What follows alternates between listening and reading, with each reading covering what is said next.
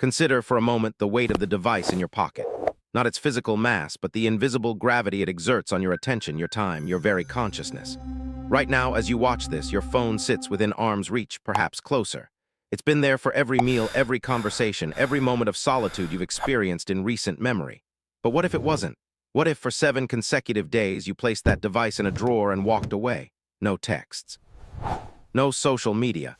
No endless scroll through curated realities. No GPS guiding every turn. No instant answers to fleeting questions. What would happen to your mind? To your relationships? To the fabric of your daily existence? This isn't about digital minimalism or productivity hacks. This is about rediscovering what it means to be human in an age of perpetual connectivity. The average person touches their smartphone 2,617 times per day, according to research from Detox. That's not a typo. 2,617 touches. We spend roughly 3 hours and 15 minutes staring at these glowing rectangles daily, nearly a full day per week consumed by a device that fits in our palm. But here's what's truly fascinating. When researchers at the University of Virginia asked participants to sit alone with their thoughts for just 15 minutes, 67% of men and 25% of women chose to give themselves mild electric shocks rather than sit in silence. We've become so dependent on external stimulation, so addicted to the dopamine hits of notifications and likes, that we've lost the ability to simply be. Your smartphone isn't just a tool anymore. It's become an extension of your cognitive function, an external hard drive for your memory, a portal that fragments your attention into 1,000 glittering pieces. We check our phones within minutes of waking up, and it's the last thing we see before sleep. We've outsourced our navigation, our social connections, our very sense of direction to this device. So what happens when you take it away? What would a week without your phone actually look like? Let's explore the reality, the challenges, the benefits, and the profound shifts that begin to occur. The first 24 to 48 hours feel like withdrawal, because that's exactly what it is. Your brain has been conditioned to expect regular dopamine releases from your phone. Every notification, every new message, every scroll creates a small neurochemical reward. Remove that source and your brain begins to protest. You'll reach for your pocket dozens of times in those first hours, your hand moving on autopilot to a device that isn't there. This phenomenon, called phantom vibration syndrome, affects nearly 90% of smartphone users according to research published in Computers in Human Behavior. Your brain is so accustomed to the phone's presence that it creates phantom sensations, convincing you it's buzzing when it's not even there. The anxiety can be surprisingly intense.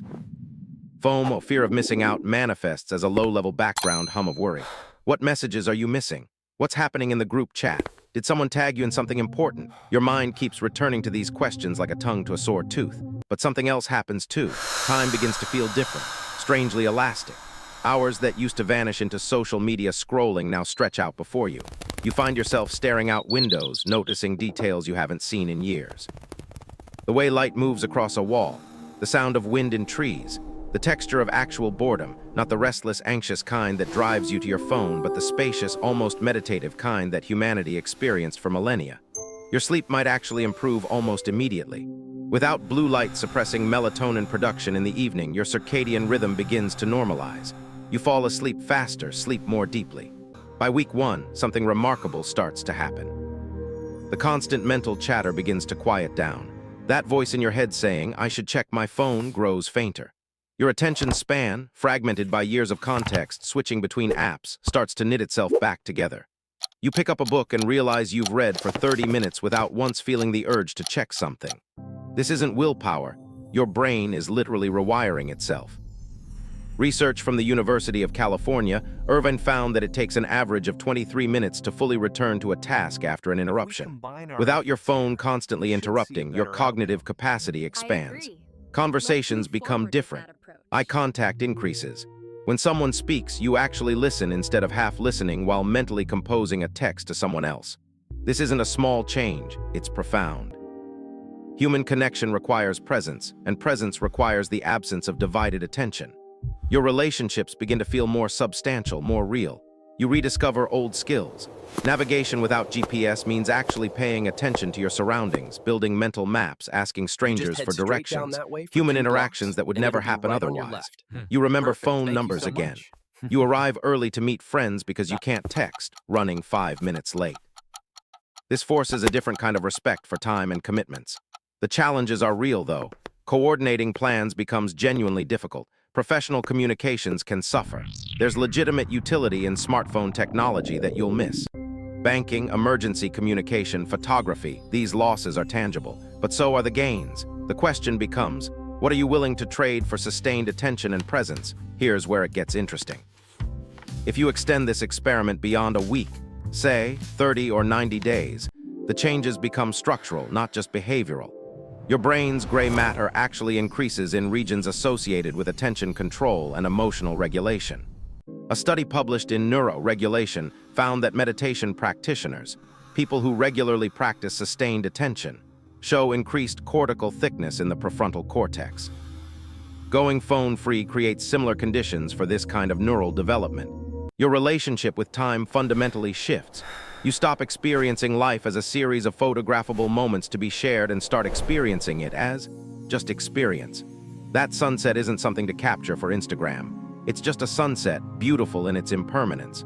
This subtle shift has profound psychological effects. You're no longer performing your life for an invisible audience. You're simply living it. Creativity often flourishes in this space. Without constant input from others, your own thoughts have room to develop. Boredom, it turns out, is a catalyst for imagination. When your mind isn't occupied by external stimulation, it begins generating its own entertainment, ideas, connections, insights that only emerge in quiet.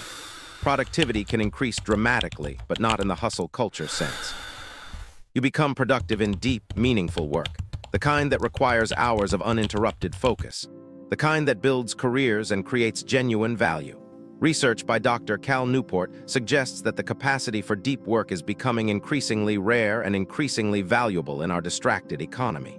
Your social circle might shift. People who need constant digital availability might fall away. The relationships that remain become stronger, built on actual presence rather than perpetual partial attention. But let's be completely honest. Going phone-free for a week isn't realistic for everyone, and that's okay. If you're a parent, you need to be reachable for emergencies.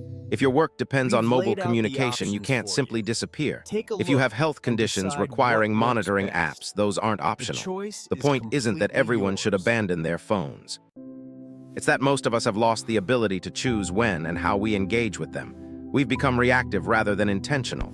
The phone controls us more than we control it. A week without your phone reveals what's possible. It shows you what you've been trading away for convenience. It demonstrates that you're capable of sustained attention, genuine presence, and deeper connection. The question is, what will you do with that knowledge? So, what if you never used your phone for a week? You'd probably discover that you're stronger than you think, that your attention is worth protecting. That presence is a practice, not a personality trait. That relationships deepen when they're not competing with glowing screens. That boredom is uncomfortable but fertile, that you can navigate both physical spaces and social situations without digital assistance. You'd learn that technology should serve human flourishing, not replace it. That convenience has costs we rarely calculate. That the most important things in life, connection, creativity, contemplation, all require the very thing your phone constantly interrupts, attention. The experiment isn't about rejection. It's about reclaiming choice in a world designed to eliminate it. Have you ever tried a digital detox? What did you discover? Share your experiences in the comments below. If this exploration challenged your thinking, subscribe for more deep dives into what-if scenarios that examine how we live. Next time, what if you never drank coffee for a month?